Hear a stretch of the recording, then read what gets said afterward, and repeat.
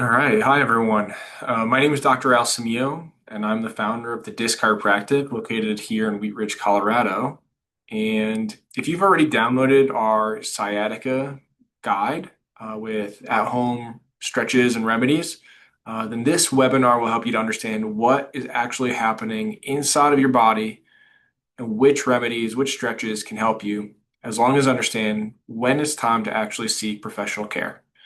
And by the end, you'll know exactly which steps can reduce the pressure on your sciatic nerve and how treatments can help you, um, and when home care isn't enough.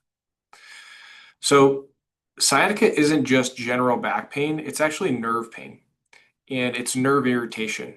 Now, the sciatic nerve, it's the largest nerve in the body, running from the lower back through your hips and then all the way down to the leg and into the foot. And when one of the lower spinal discs in the back bulge or herniate, or a vertebra shifts out of line, it can pinch and irritate the nerve. And that can lead to sharp shooting pain as well as numbness and tingling, traveling all the way down into the leg and into the foot. Here's the good news though, is with the right combination of movement, postural correction, and spinal care, most cases of sciatica can improve very quickly or relatively quickly and can be done so naturally. So let's go over 7 simple things that you can do at home to help ease sciatic pain.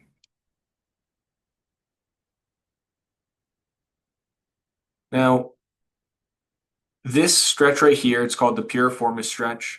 Um, the piriformis is a small muscle that's in the hip, um, and it can press directly on the sciatic nerve when it's tight.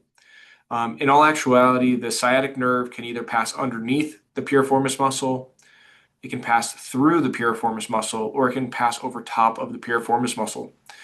And that's all just based on, how you were born and just how your body developed. So for those individuals with the nerve that passes underneath or through the piriformis, this is going to be an excellent, excellent stretch.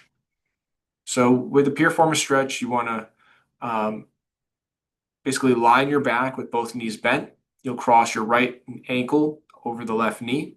You can grab behind your left thigh and gently pull towards your chest. And you'll hold that stretch between 20 and 30 seconds. And then you'll switch sides and perform the exact stretch on the opposite side for the opposite piriformis. Now, if the stretch does feel too intense, you can try to do this exact same stretch from a seated position by placing your ankle over your knee and then bringing your chest towards your ankle, or towards your knee, rather than performing this from a laying position. Another great stretch is the hamstring stretch. And the reason being is that the hamstrings can pull on the pelvis, and this will add tension to the nerve. So keeping your spine straight and moving slowly, and stretching the hamstrings can help to relieve the stress on the pelvis and the lower back. And so what you'll do is sit on the floor with your right knee extended and your left foot tucked into your inner thigh. You can keep your back straight and lean forward over the extended leg. If you can, try to grab the toe. If you can't, try to grab the ankle or the knee. And gently lean into the stretch. You can hold that for 20 to 30 seconds. And of course, you can switch sides to stretch the opposite hamstring. Now, if you are struggling to reach your foot, you can always loop a towel, or resistance band around it and gently pull forward as well. The key is really to keep is to get a deep stretch, but also a comfortable stretch and not to bounce. And another great stretch is the seated spinal twist. A gentle spinal rotation can help to loosen the lower back and relieve the pressure. And the way that you'll perform this is by sitting with both legs extended. You'll cross your right leg over your left leg, placing your right foot flat on the floor. You'll twist your torso so that you're using your left arm to gently press against your right knee. And you can see what that looks like in this image. This image shows someone actually performing the stretch on the left side, um, but you can understand exactly what she's doing because you will hold for 20 seconds and then switch sides. Now, it is a good idea to also breathe deeply as you twist. You can inhale to lengthen your spine and exhale to deepen the stretch. Keep the chest lifted and up so that you can get the most benefit out of the movement.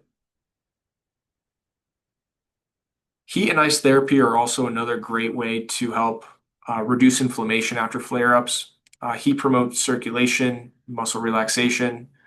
I always recommend starting with ice. That way you can decrease the inflammation to start, and then heat after the swelling has calmed down.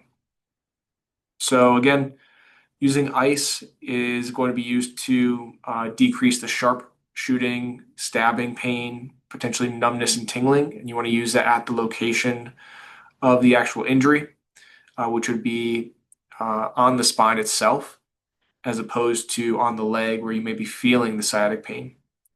And that will again help to reduce swelling at the site of the injury. After that, you can use heat on the muscles. So not on the spine, but ideally on the muscles. And ideally, you'll do that after the inflammation has been reduced um, to help bring, again, more circulation to the muscles and to give them some relief as well. Other good things that you can do at home is eating an anti-inflammatory diet because your diet does matter, and inflammatory foods can create more inflammation in the body, especially when there's an injury. So the more leafy green vegetables like spinach, kale, Brussels sprouts, asparagus, the greener, the better. Things like berries, blueberries, and strawberries have many antioxidants. Fatty fish like salmon and sardines. Now, with salmon, you do want to avoid farmed salmon, and it is much better to have wild caught salmon than farmed salmon. Um, but these fatty fish are rich in omega-3s, which is great for nerve health. And then turmeric is also an anti-inflammatory powerhouse. It's a turmeric and also cinnamon. Cinnamon is another really great spice that is anti-inflammatory. The other goal is to cut back on the inflammatory foods that we're putting into our body, and this includes sugars, processed foods, and even excess caffeine. Uh, when you're at home, you can also look at how you're sitting. Your ergonomics are very important. And sitting puts a lot of pressure on the discs. So the idea is to keep both feet flat on the floor. Try not to cross your legs. You can use a lumbar support or even a bolster underneath your glutes if that helps. And you want to maintain the natural curve in your lower back. You want to adjust your chair height so that your knees are at about 90, maybe even 120 degrees bend, and take breaks standing up regularly throughout the day. If you have any more questions about your ergonomics, we have another webinar that is focused on workstation ergonomics, and I would encourage you to watch that webinar as well. And then low impact exercises. Movement is medicine for the spine. Motion is lotion. So try walking, swimming, cycling at a very gentle pace to stimulate blood flow without having any jarring impacts to the spine. So walking 10 to 15 minutes, um, light walking, ideally on a flat surface versus an uneven surface, swimming or water aerobics, and again, things like a stationary bike on the lowest settings. Again, you want to avoid high impact activities such as running, um, at least until your symptoms have decreased. Now, why do these exercises work? Right? So these techniques, they work because they reduce inflammation. Um, they also improve your circulation and they will gently open the joints and the muscles that surround the sciatic nerve.